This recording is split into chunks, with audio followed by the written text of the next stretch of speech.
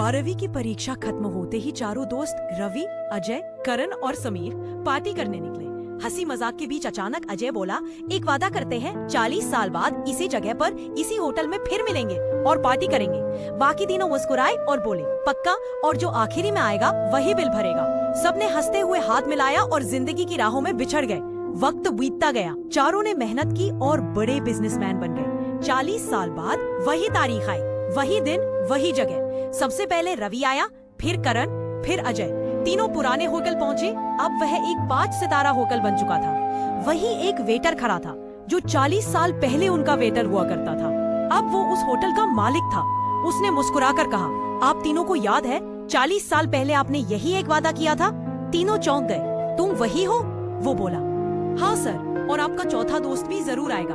तब तक आप खाना मंगवाइए। तीनों ने खाना मंगवाया। पुरानी बातें याद करते हुए हंसी और आंखों में नमी दोनों थी, लेकिन चौथा दोस्त समीर नहीं आया। खाना खत्म हुआ और उदासी छा गई। तीनों बोले, काश वो भी आता, चलो हम ही बिल दे देते हैं। तभी होटल का मालिक आया और बोला, बिल तो पहले ही चुका दिया गया है।